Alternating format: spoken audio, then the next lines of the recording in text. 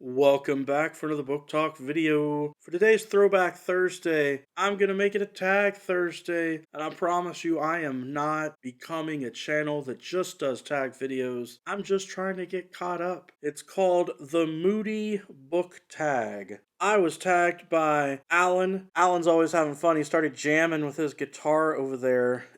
And I was also tagged by Ian, and Ian is always talking about great books. Check them out. Alan and Ian are both awesome booktubers. I'll put links down to the channels below. Question 1. Do you consider yourself a mood reader? Only recently. I honestly never used to think about this stuff, but as of the month of April, I found that I was tired of being chained to a specific TBR. Though really I just gave myself more options within the month, basically throughout having a specific TBR list, but I still have my pile of TBR books, my TBR shelves. I definitely am trying to stick to those books, though I gotta admit, there have been a couple things that have come up during the month that have caused me to add some more books in. So, the answer to this is going to be yes. I'm going to have to admit it now. I have become a mood reader and a more spontaneous reader, willing to change things up and not necessarily force myself to stick to a list of what I thought I would read for the month.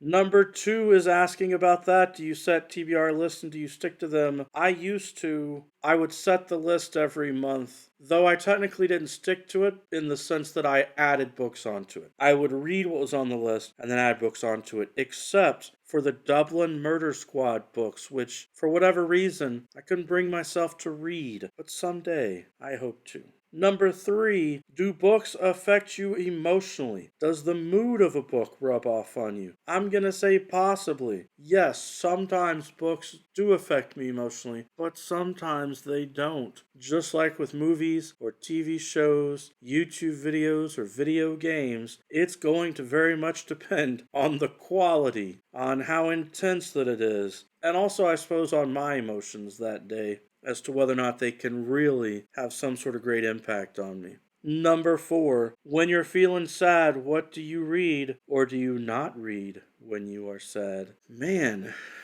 these questions are just trying to punch you in the gut, I guess. Yes, I'm willing to read when I am sad, and ideally I would try and find something that is the opposite of sadness, because the goal when you're sad is to stop being sad, not to wallow in the sadness. So I would try and find something that's going to pick me up. Number 5, most often do you use reading to escape, to learn, or to critically reflect? Well, it just depends on what my purpose is that day. I find myself using reading to escape a lot lately, here now that we exist in a pandemic state of life, but I'm a lifelong learner. I love learning. When I reorganized my bookshelves recently, I realized I owned more nonfiction books than anything else. Number 6, what is a book that made you laugh out loud? I laugh out loud all the time. Characters say funny things. They do weird stuff. I am more than happy to laugh out loud, so it happens all the time. Number 7, what is a book that made you cry? Or if you didn't cry, one that really moved you? Man,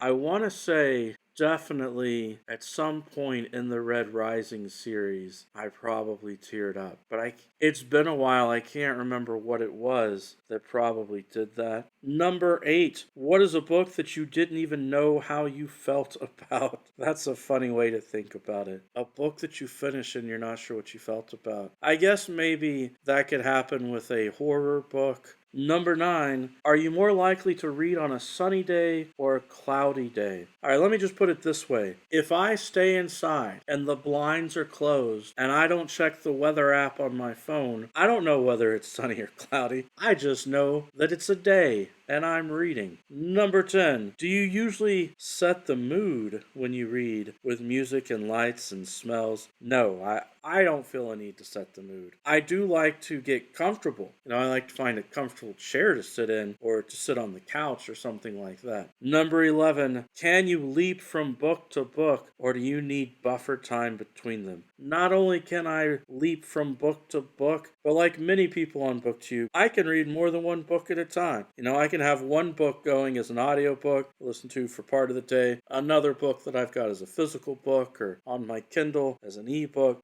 depending on what activity is going on. Tag your friends. Alright, for this, I guess I will tag Pay from Attention, Pay Attention. He may have already been tagged to do this by 20 other people, but he's so creative with the videos. I think it would be fun. I think someone who has not done this tag yet would be Hugo from Scientist Reading World. So I'll tag you, buddy. Enjoy doing the tag video. That's it for today, folks. Every day is a great day for a book talk or a tag video. I am hoping to get back to regular book talks tomorrow, and then sadly only going to be able to do 1 or 2 tags a week at the most, because we're coming upon the end of the month, which means I'm also going to have to do my book battle wrap-up video and maybe even a TBR for next month. And I've got my writers videos that I need to put together. It's been a while since we've actually had one of those on a Wednesday. A lot going on for the channel. Peace.